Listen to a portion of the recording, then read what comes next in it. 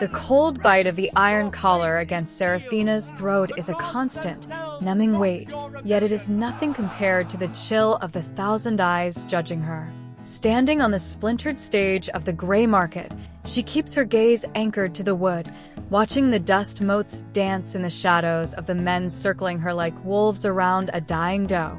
Next lot, the auctioneer barks, the sound cracking through the humid air. Female, prime age, literate and silent. He hooks a finger under her chin, wrenching her face upward with a brutality that makes her neck pop. Clear eyes, straight spine. A bit marked up by the accident that took her pack, but sturdy enough for the mines or the scullery. Seraphina's skin crawls as the crowd's whispers turn to open derision. She doesn't fight the grip.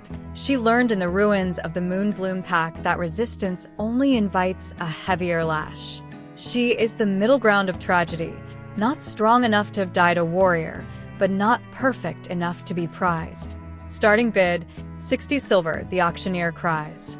The silence that follows is a physical blow. Seraphina can feel the dismissive weight of their stares. They see the faint, silvery scars on her forearms, the hollows of her cheeks, and the rejected brand faintly visible beneath the grime. To them, she is a broken tool. 40 silver, the auctioneer tries again, his bravado wavering. A few men drift closer, their breath smelling of stale ale and malice. They poke at her spirit with their eyes, calculating how many months of labor they can squeeze out of her before she breaks. She is livestock. She is disposable. She is a trained healer, the auctioneer adds, a note of desperation entering his voice. Knows the pulse of the forest, can stitch a gut wound in the dark, knows the secrets of the moon herbs.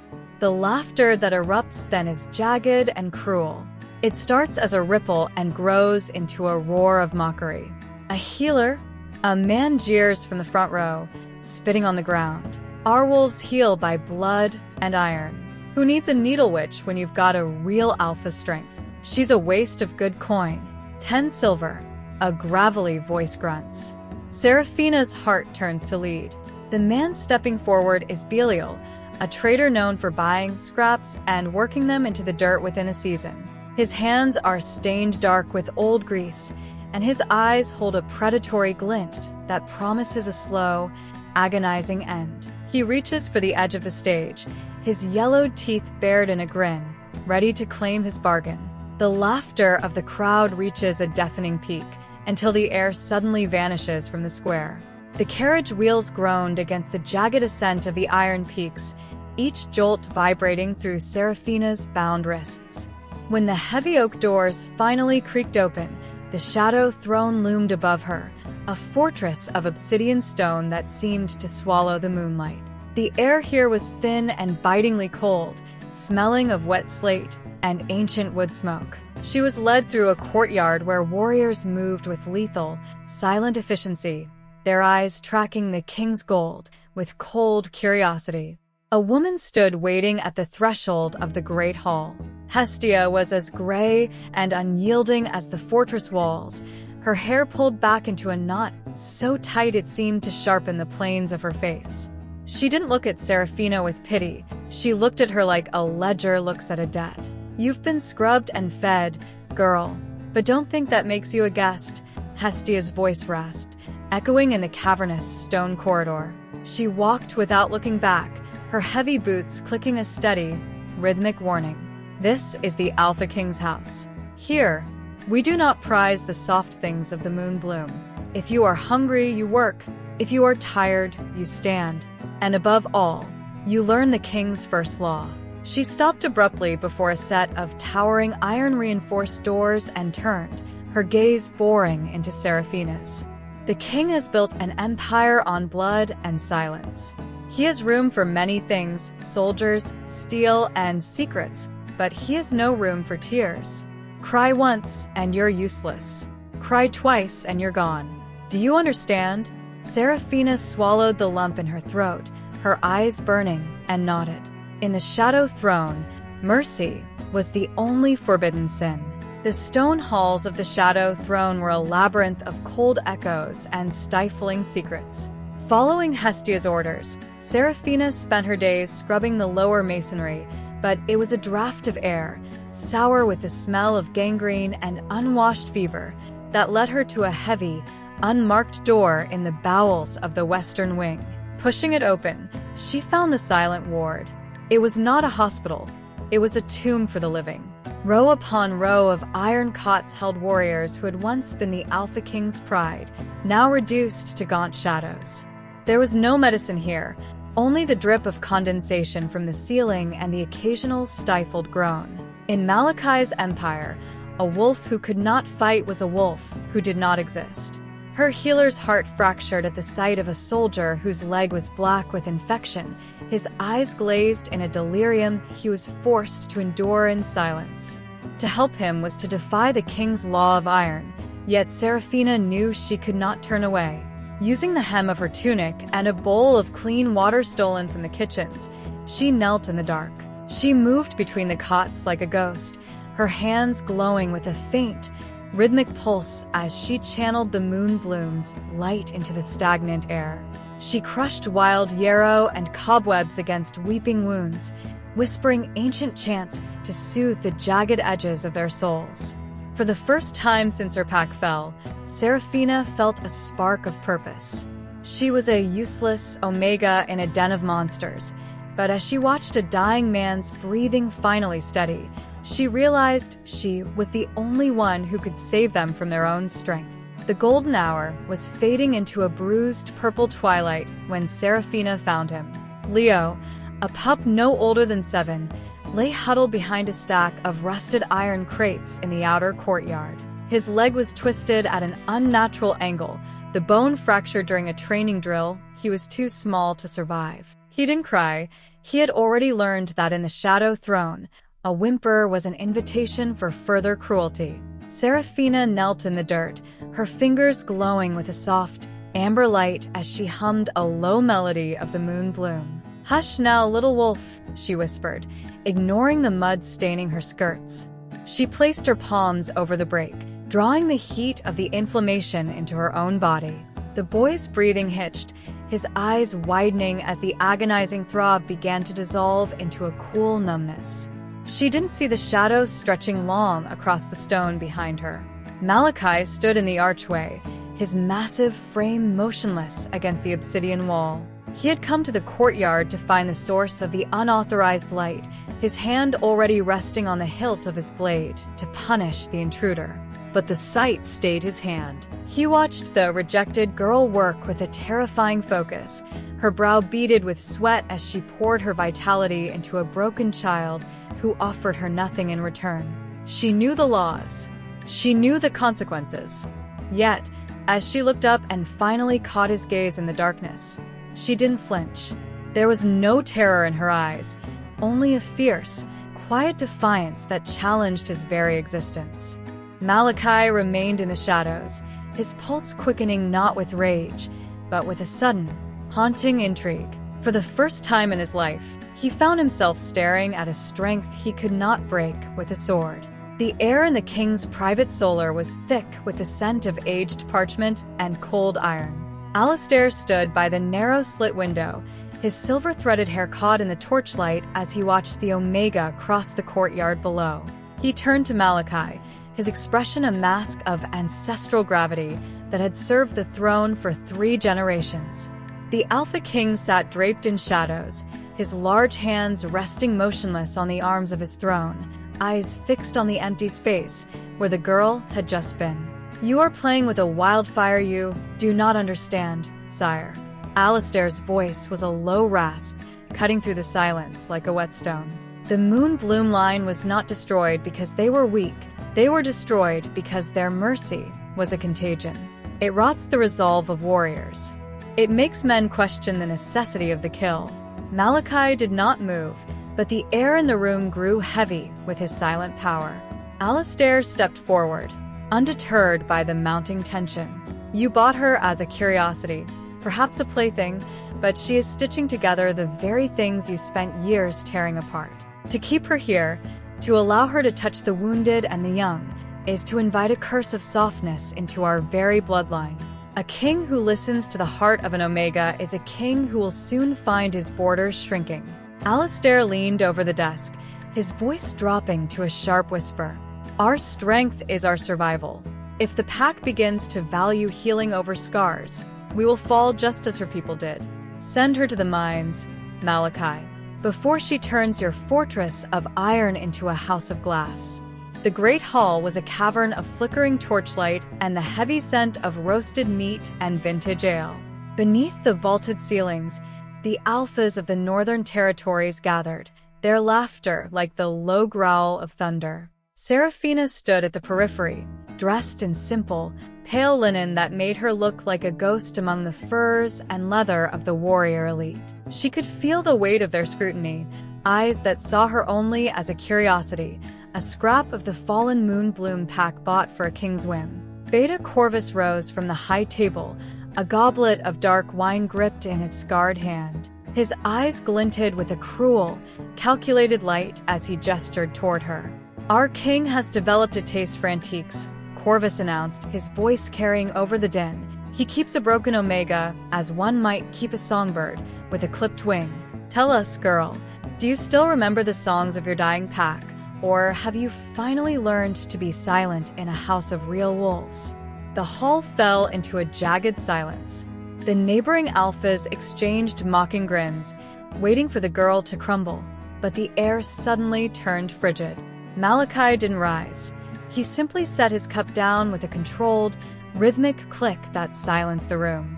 He reached out, his massive hand finding Seraphina's wrist and pulling her toward his side. The contact was electric, a claim of ownership that felt like a shield. She is not here for your amusement, Corvus, Malachi said, his voice a low, predatory rumble that vibrated through the floorboards. He didn't look at his uncle. His gaze swept the room, daring any man to breathe. She is under my protection. Any word spoken against her is spoken against the throne. Choose your next breath carefully. The atmosphere of the High Council chamber was thick with the scent of pine and false camaraderie as Corvus hosted the visiting lords. In the center of the mahogany table sat a crystal decanter, the wine within glowing a deep, seductive crimson. Seraphina stood in the shadows of the alcove, her intuition prickling like a coming storm. She watched as Corvus, his movements practiced and smooth, poured a glass for Malachi, his smile never reaching his cold, calculating eyes. To the unity of our packs, Corvus toasted, his voice a silk-wrapped blade. Malachi drained the cup, but within heartbeats, the color drained from his face. The king's hand trembled, the glass shattering against the stone floor as he gasped for air that wouldn't come. Seraphina rushed forward, her healer's senses screaming. The air around Malachi smelled of ozone and burning metal, liquid silver. It was a poison designed to paralyze a shifter's heart, turning their own blood into a sludge of agony. Corvus stood back, his expression shifting from feigned concern to a dark, triumphant mask. He knew the ancient lore as well as she did. Silver marrow could not be purged by medicine or strength. It required a conduit, a willing sacrifice to draw the toxicity into their own veins. He is fading, Corvus whispered, his voice dripping with mock pity. A king brought down by his own blood. He looked at Seraphina, his eyes daring her to act. He had laid the trap perfectly, knowing that to save the king, the Omega would have to offer up her own life force, effectively removing both threats to his ambition in a single stroke. Seraphina knelt beside Malachi, pressing her palms to his chest as the first veins of silver began to burn through her own skin. The chaos in the council chamber was a blur of steel and shouting. As Malachi's massive frame hit the stone floor, the sound echoing like a falling mountain, Corvus pointed a trembling, accusatory finger at Seraphina. "The Omega," he roared, his voice a calculated thunder. "She has tainted his wine with the rot of her fallen pack. Seize her." Rough hands slammed Seraphina against the wall, but she barely felt the impact. Her eyes were locked on Malachi, whose skin was already turning a ghastly, marble gray as the silver marrow toxin choked his heart. They dragged her toward the dungeons, the iron grip of the guards bruising her arms, but they underestimated the desperation of a moon bloom healer. As they reached the shadow of the stairwell, Seraphina dropped her weight, driving her elbow into the guard's throat and using a burst of adrenaline-fueled light to blind her captors. She didn't run for the gates. She ran upward, back toward the king's private chambers. Her lungs burned and her heart hammered against her ribs, a frantic rhythm that matched the ticking clock of Malachi's life. She reached the bedside just as the heavy doors groaned shut behind her, locking her in with the dying king. The room smelled of ozone and impending death.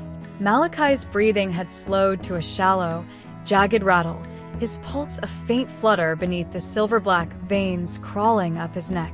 Seraphina knelt beside him, her hands trembling as she reached for his cooling skin. She knew that to draw the poison into herself was a death sentence, but as she looked at the man who had seen her strength when others saw only a scrap of silk, the choice was already made. "I am not your slave," she whispered into the silence, "and you are not allowed to leave me." The heavy iron doors groaned under the assault of Corvus's men, the sound echoing like a death knell in the dimly lit chamber. Seraphina's skin was a map of glowing silver veins, her body convulsing as she acted as a living bridge, pulling the poison from Malachi's heart into her own. Her vision blurred, but she felt the moment his pulse surged, a violent, primal throb of returning life. When the doors finally splintered inward, Corvus stepped over the threshold, his blade drawn and a triumphant sneer twisting his features. "The king is dead," he proclaimed to the silent warriors behind him, "and the witch dies with him." But Malachi's eyes snapped open. They were not the eyes of a dying man, but those of a god reborn in fury. With a roar that shook the foundations of the fortress, he rose from the furs.